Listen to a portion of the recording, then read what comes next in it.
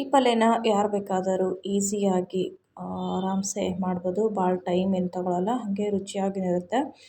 ಇದನ್ನು ಬ್ಯಾಚುಲರ್ಸು ಗಡಿಬಿಡಿನಲ್ಲಿರೋರು ಬೇಗನೆ ಮಾಡ್ಕೋಬೋದು. ಭಾಳ ಬೇಗ ಆಗುತ್ತೆ ಮತ್ತು ತಿನ್ನೋಕ್ಕೂ ಅಷ್ಟೇ ರುಚಿಯಾಗಿರುತ್ತೆ. ರೊಟ್ಟಿ, ಚಪಾತಿ, ಅನ್ನದ ಜೊತೆಗೆ ಸೈಡ್ ನೆಂಚ್ಕೊಳ್ಳೋಕ್ಕೂ ಟೇಸ್ಟು ಸಖತ್ತಾಗಿರುತ್ತೆ. ಎಲ್ಲರಿಗೂ ಇಷ್ಟ ಆಗೋಂಥ ಪಲ್ಯ.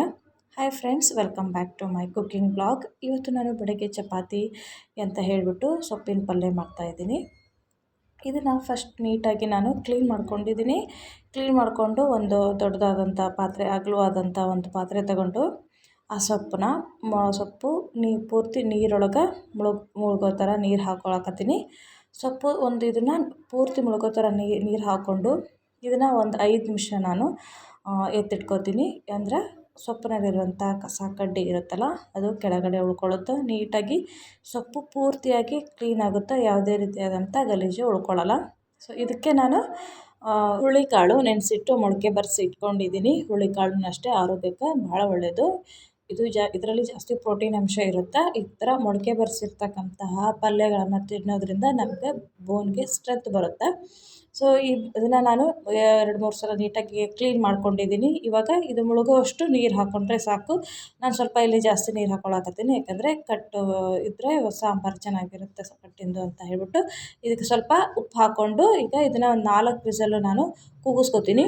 ಯಾವುದೇ ಕಾಳಾಯಿತು ಬೇಯಿಸುವಾಗ ನಾವು ಸ್ವಲ್ಪ ಉಪ್ಪು ಹಾಕ್ಕೊಂಡು ಬೇಯಿಸ್ಕೊಂಡ್ರೆ ರುಚಿ ಚೆನ್ನಾಗಿರುತ್ತೆ. ಯಾವುದೇ ಕಾಳಾದ್ರೂ ಉಪ್ಪು ಹಾಕ್ಕೊಂಡು ಬೇಯಿಸ್ಕೊತೀನಿ. ಸೊ ಇದನ್ನು 4 ವಿಸಲ್ ನಾನು ಕೂಗಿಸ್ಕೊತೀನಿ. ಅಷ್ಟರಲ್ಲಿ ಸೊಪ್ಪು ಇಟ್ಕೊಂಡು ಸೊಪ್ಪನ್ನ ನೀಟಾಗಿ ಕ್ಲೀನ್ ಮಾಡ್ಕೊಂಡಿದ್ದೀನಿ. ನೋಡಿ, ಕಸ ಎಲ್ಲ ಕೆಳಗಡೆ ಉಳ್ಕೊಂಡಿದೆ. ಸೊಪ್ಪು ನಾನು ಒಂದು 4-5 ಸಲ ಈ ಸೊಪ್ಪನ್ನ ತೊಳ್ಕೊಂಡಿದ್ದೀನಿ. ಎಲ್ಲ ನೀಟಾಗಿ ಕ್ಲೀನಾಗಿದೆ. ಇವಾಗ ಈ ಸೊಪ್ಪನ್ನ ನಾನು ಇಲ್ಲಿ ಚಾಕುವಿಂದ ಕಟ್ ಮಾಡ್ಕೊತಾ ಇಲ್ಲ, ಕೈಯಿಂದನೇ ಬಿಡಿಸ್ಕೊತಾ ಇದ್ದೀನಿ. ಸೊ ನಾರಿನ ಅಂಶ ಕಟ್ ಮಾಡಿದ್ರೆ ಹೊರಟೋಗ್ಬಿಡುತ್ತೆ ಅಂತ ಹೇಳಿಬಿಟ್ಟು ನೀಟಾಗಿ ಇದನ್ನು ಎಲೆ ಇರುತ್ತಲ್ಲ, ಎಲೆ ಮತ್ತು ಸ್ವಲ್ಪ ತೆಳುವಾದಂತಹ ಎಳೆದು ಬಡ್ಡಿ ತೊಗೊಳಕತ್ತೀನಿ. ಸೊ ನೀಟಾಗಿ ಹಿಂಗೆ ಕೈಯಿಂದನೇ ಬಿಡಿಸ್ಕೊತೀನಿ. ಮತ್ತು ನಾವು ಸೊಪ್ಪು ತಿನ್ನೋದ್ರಿಂದ ನಮಗೆ ಕಣ್ಣು ಮತ್ತು ಚರ್ಮದ ಆರೋಗ್ಯಕ್ಕೆ ಭಾಳ ಒಳ್ಳೆಯದೈತಿ.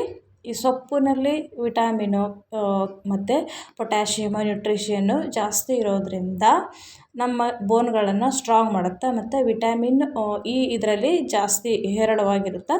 ನಾವು ನಮ್ಮ ಆಹಾರದಲ್ಲಿ ಸೊಪ್ಪು ಬಳಕೆ ಜಾಸ್ತಿ ಅವಾಗವಾಗ ತಗೋತಾ ಇರಬೇಕು. ಮತ್ತು ಈ ಸೊಪ್ಪಲ್ಲಿ ಮಧ್ಯೆ ಅದು ಸುಂಕದ ಥರ ಇರುತ್ತಲ್ಲ, ಹೂ ಥರ, ಅದನ್ನು ಹಾಕ್ಕೋಬಾರ್ದು. ಅದನ್ನು ನಾನು ತಗೊಳಕತ್ತೀನಿ. ಸೊ ನೋಡಿ, ನಾನು ಎಲ್ಲನೂ ಸೊಪ್ಪನ್ನು ನೀಟಾಗಿ ಕೈಯಿಂದನೇ ಎಲೆ ಮತ್ತು ಎಳೆದಿರ್ತಕ್ಕಂತಹ ಬಡ್ಡಿನ ತಗೊಂಡು ರೆಡಿ ಮಾಡಿಟ್ಕೊಂಡಿದ್ದೀನಿ. ಈ ಕಡೆ ನಾವು ಕುದಿಯೋಕೆ ಇಟ್ಟಿದ್ವಲ್ಲ, ಕಾಳು ಸುಧಾ ಸ್ವಲ್ಪ ಬೆಂದಿತ್ತು. ಸೊ ಅದನ್ನು ಇವಾಗ ಒಂದು ಪಾತ್ರೆಗೆ ಸೋಸ್ಕೋತೀನಿ. ನೀರೆಲ್ಲ ಕಟ್ಟೆಲ್ಲ ಸಪ್ರೇಟ್ ಮಾಡಿಕೊಂಡು ಕಾಳು ಸಪ್ರೇಟ್ ಮಾಡ್ಕೊಂಡಿದ್ದೀನಿ. ಹಾಗೇ ಒಗ್ಗರಣೆಗೆ ಬೇಕಾಗಿರ್ತಕ್ಕಂಥದ್ದು ಪದಾರ್ಥಗಳನ್ನು ರೆಡಿ ಮಾಡ್ಕೊಂಡೀನಿ. 2 ಈರುಳ್ಳಿ ಸಣ್ಣಕ್ಕೆ ಕಟ್ ಮಾಡ್ಕೊಂಡೀನಿ ಮತ್ತು 6-7 ಬೆಳ್ಳುಳ್ಳಿನ ಅಬಡ ಜಬಡ ಜಜ್ಜಿಟ್ಕೊಂಡಿದ್ದೀನಿ. ಅದಕ್ಕೆ ಹಂಗೆ ಒಂದು ಅರ್ಧ ನಿಂಬೆ ಹಣ್ಣು ಅಷ್ಟು ಹುಣಸೆ ಹಣ್ಣು ನೆನೆಸಿಟ್ಕೊಂಡಿದ್ದೀನಿ. ಸೊ ಇವಾಗ ಒಗ್ಗರಣೆ ಮಾಡ್ಕೊಳ್ಳೋಣ. ಒಂದು ಬಿಸಿಗಿಟ್ಟು ಅದಕ್ಕೆ ಒಂದು 3 ಟೇಬಲ್ ಸ್ಪೂನು ಎಣ್ಣೆ ಹಾಕ್ಕೊಂಡೀನಿ. ಎಣ್ಣೆ ಕಾದ್ಮೇಲೆ ಅದಕ್ಕೆ 1 ಟೇಬಲ್ ಸ್ಪೂನ ಸಾಸಿವೆ ಹಾಕ್ಕೊಳಕತ್ತೀನಿ. ಸಾಸಿವೆ ಸ್ವಲ್ಪ ಚಟಪಟ ಅಂತ ಸಿಡಿದ್ಮೇಲೆ ಅದಕ್ಕೆ 1 ಟೇಬಲ್ ಸ್ಪೂನ ಜೀರಿಗೆ ಹಾಕ್ಕೊಳಕತ್ತೀನಿ. ಜೀರಿಗೆ ಮತ್ತು ಸಾಸಿವೆದು ಫ್ಲೇವರ್ ಸ್ವಲ್ಪ ಬಿಟ್ಟಾದಮೇಲೆ ಅದಕ್ಕೆ ಒಂದು ಕರಿಬೇವು ಎಸಳು ಹಾಕ್ಕೊಳಕತ್ತೀನಿ. ಚೆನ್ನಾಗಿ ತೊಳೆದಿಟ್ಟಿರ್ತಕ್ಕಂಥ ಕರಿಬೇವು ಹಾಕ್ಕೊಂಡೀನಿ. ಇದು ಎಲ್ಲ ಸ್ವಲ್ಪ ಫ್ಲೇವರ್ ಬಿಟ್ಟಾದಮೇಲೆ ಇದಕ್ಕೆ ನಾನು ಅಬಡ ಜಬಡ ಜಜ್ಜಿರ್ತಕ್ಕಂಥ ಬೆಳ್ಳುಳ್ಳಿ ಹಾಕ್ಕೊಳಕತ್ತೀನಿ. ಬೆಳ್ಳುಳ್ಳಿ ಹಾಕೋದ್ರಿಂದ ಒಳ್ಳೆ ಟೇಸ್ಟ್ ಬರ್ತದೆ ಪಲ್ಯಗಳಿಗೆ. ಸೊಪ್ಪಿಂದು ಎಸ್ಪೆಷಲಿ ಫಾರ್ ಸೊಪ್ಪಿನ ಪಲ್ಯಗಳಿಗೆ ಬೆಳ್ಳುಳ್ಳಿ ಹಾಕ್ಕೊಂಡ್ರೆ ಒಳ್ಳೆ ಟೇಸ್ಟ್ ಬರ್ತೈತಿ. ಮತ್ತು ಸಣ್ಣಕ್ಕೆ ಕಟ್ ಮಾಡಿರ್ತಕ್ಕಂಥ ಈರುಳ್ಳಿ ಹಾಕ್ಕೊಂಡೀನಿ. ಈರುಳ್ಳಿ ಸ್ವಲ್ಪ ಇದನ್ನು ಎಣ್ಣೆ ಒಳಗೆ ನಾವು ಸ್ವಲ್ಪ ಹೊಂಬಣ್ಣ ಬರೋವರೆಗೂ ಫ್ರೈ ಮಾಡ್ಕೊಳಕತ್ತೀನಿ. ಸ್ವಲ್ಪ ಈರುಳ್ಳಿ ಫ್ಲೇವರ್ ಬಿಟ್ಕೋತು ಅಂದ್ರೆ ಪಲ್ಯಗಳು, ಯಾವುದೇ ಆದ ಪಲ್ಯಗಳು ಫ್ಲೇವರು ಚೆನ್ನಾಗಿ ಟೇಸ್ಟು ಚೆನ್ನಾಗಿ ಬರ್ತದೆ. ಸೊ ಈ ಸ್ವಲ್ಪ ಇದು ಇವಾಗ ಹೊಂಬಣ್ಣ ಬಂದೈತೆ ನೋಡಿರಿ, ಕಲರು ಚೇಂಜ್ ಆಗೈತಿ. ಸೊ ಇದಕ್ಕೆ ನಾನಿವಾಗ ಒಂದು 1/4 ಟೇಬಲ್ ಸ್ಪೂನ್ ಅಷ್ಟು ಅರಿಶಿನ ಹಾಕ್ಕೊಳಕತ್ತೀನಿ. ಮತ್ತು ಇದಕ್ಕೆ 1 ಟೇಬಲ್ ಸ್ಪೂನ್ ಧನಿಯಾ ಪೌಡರ್ ಹಾಕ್ಕೊಂಡು ಇದನ್ನು ನೀಟಾಗಿ ಬಾಡಿಸ್ಕೊತೀನಿ. ಇದು ಸ್ವಲ್ಪ ಎಲ್ಲನೂ ನೀಟಾಗಿ ಮಿಕ್ಸ್ ಆದಮೇಲೆ ಆವಾಗಲೇ ನಾನು ಸೊಪ್ಪೆಲ್ಲ ಬಿಡಿಸಿಟ್ಕೊಂಡಿದ್ನಲ್ಲ, ಆ ಪೂರ್ತಿ ಸೊಪ್ಪನ್ನು ಇದಕ್ಕೆ ಇವಾಗ ಹಾಕ್ಕೊಳ್ತೀನಿ. ಇದು ಬಿಟ್ಟು ನಾನು ಬೇರೆ ಇವಾಗ ಯಾವುದೇ ರೀತಿಯಂಥ ಉಪ್ಪು ಆಗಲಿ ಇವಾಗ ಆ್ಯಡ್ ಮಾಡ್ಕೊಳ್ಳೋಂಗಿಲ್ಲ ನಾನು. ಸ್ವಲ್ಪ ಸೊಪ್ಪು ಇದು ಕನ್ಸಿಸ್ಟೆನ್ಸಿ ಈಗ ನೋಡಿರಿ ತುಂಬ ಆಗಿದೆ, ಅದು ಕನ್ಸಿಸ್ಟೆನ್ಸಿ ಗೊತ್ತಾಗಲ್ಲ. ಸೊಪ್ಪು ನೀಟಾಗಿ ಬೆಂದು ಇದು ಅಷ್ಟು ಪಾತ್ರೆ ತುಂಬ ಕಾಣಿಸ್ತಾ ಇದೆಯಲ್ಲ, ನೀಟಾಗಿ ಬೆಂತಂದ್ರೆ ಸ್ವಲ್ಪ ಆಗುತ್ತೆ. ಆ ಟೈಮ್ನಾಗ ನಾನು ಉಪ್ಪು ಹಾಕೋತೀನಿ. ನೀಟಾಗಿ ಇದನ್ನು ಸೊಪ್ಪು ಇವಾಗ ಬಾಡಿಸ್ಕೊಳ್ಳೋಣ. ಅದು ಹಬೆಯಲ್ಲೇ ಸೊಪ್ಪು ಬೇಯಬೇಕು. ನೀಟಾಗಿ ಎಲ್ಲನೂ ಮಿಕ್ಸ್ ಮಾಡಿ ಒಂದು 2-3 ನಿಮಿಷ ಹಾಗೆ ಹಬೆಯಲ್ಲೇ ಮೀಡಿಯಮ್ ಫ್ಲೇಮಲ್ಲಿ ಇಟ್ಬಿಟ್ಟು ಬೇಯಿಸ್ಕೊತೀನಿ. ಇವಾಗ ಸ್ವಲ್ಪ ಕನ್ಸಿಸ್ಟೆನ್ಸಿ ಸ್ವಲ್ಪ ಕಡಿಮೆ ಆಗಿದೆ. ನೀಟಾಗಿ ಇನ್ನೊಂದು ಯಾಕಂದರೆ ತಳ ಹಿಡಿಯುತ್ತೆ ಸೊಪ್ಪು, ಇದು ಬಿಸಿಗೆ ಇಟ್ಟಿರ್ತೀವಲ್ಲ ಸೊಪ್ಪು ತಳ ಹಿಡ್ಕೊಂಡ್ಬಿಟ್ಟಿರುತ್ತೆ. ಅದನ್ನು ಆವಾಗ ಸ್ವಲ್ಪ ಬಾಡಿಸ್ತಾ ಇರಬೇಕು, ಅಂದರೆ ತಳ ಹಿಡ್ಕೊಳ್ಳೋದಿಲ್ಲ. ನೋಡಿರಿ ಇವಾಗೆಲ್ಲ ಅದು ಸ್ವಲ್ಪ ಕನ್ಸಿಸ್ಟೆನ್ಸಿ ಕಡಿಮೆ ಆಗಿದೆ. ಒಂದು 20% ಬೆಂದೈತಿ. ಇವಾಗ ಸ್ವಲ್ಪ ರುಚಿಗೆ ತಕ್ಕಷ್ಟು ಉಪ್ಪು ಹಾಕಿ ಮತ್ತು ನೀಟಾಗಿ ಬಾಡಿಸ್ಕೊಂಡು ಮತ್ತೆ ಒಂದು 2-3 ನಿಮಿಷ ಅದನ್ನು ಮೀಡಿಯಮ್ ಫ್ಲೇಮಲ್ಲಿ ಬೇಯಿಸ್ಕೊತೀನಿ.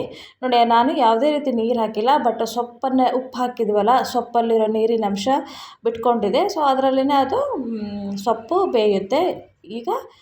ಈಗ ಒಂದು 50% ಬೆಂದಿದೆ ಸೊಪ್ಪು. ಅದಕ್ಕೆ ಇವಾಗ ಬೇಯಿಸಿಟ್ಕೊಂಡಿರ್ತಕ್ಕಂಥ ಕಾಳನ್ನ ಹಾಕ್ಕೊಳ್ತೀನಿ. ಹುರುಳಿಕಾಳು, ಬೇಯಿಸಿಟ್ಟಿರ್ತಕ್ಕಂಥ ಹುರುಳಿಕಾಳು ಹಾಕ್ಕೊಂಡು ಸೊಪ್ಪು ಮತ್ತು ಹುರುಳಿಕಾಳು ಎರಡು ನೀಟಾಗಿ ಮಿಕ್ಸ್ ಆಗಬೇಕು.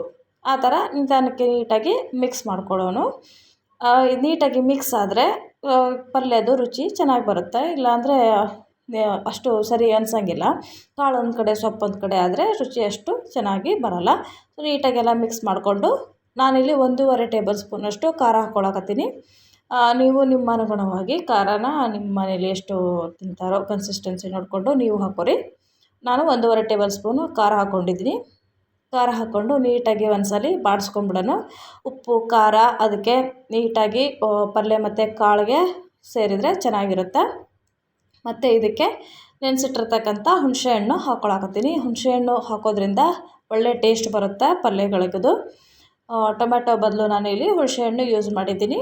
ಸೊ ಹುಣಸೆಹಣ್ಣು ರಸ ಹಾಕ್ಕೊಂಡು ಮತ್ತು ಅದಕ್ಕೇ ನಾನು ಆವಾಗಲೇ ಕಟ್ ತೆಗೆದಿಟ್ಟಿದ್ನಲ್ಲ, ಆ ಕಟ್ಟಿಂದು ಸ್ವಲ್ಪ ರಸ ಹಾಕ್ಕೊಂಡೀನಿ. ಸ್ವಲ್ಪ ಬೇಯಲಿ ಅಂತ ಕಾಳು ಸೊಪ್ಪು ಸ್ವಲ್ಪ ನೀಟಾಗಿ ಕುದ್ರೆ ಪಲ್ಯ ಚೆನ್ನಾಗಾಗುತ್ತೆ. ಕುದ್ಬಿಟ್ಟು ಟೇಸ್ಟ್ ನೋಡಿಬಿಟ್ಟು ಮತ್ತು ಒಂದು 5 ನಿಮಿಷ ಮೀಡಿಯಮ್ ಫ್ಲೇಮಲ್ಲಿ ನೀಟಾಗಿ ಬೇಯಿಸ್ಕೊಂಡಿದ್ದೀನಿ. ನೋಡಿರಿ ಈಗ ಪಲ್ಯ ರೆಡಿ ಆಯಿತು.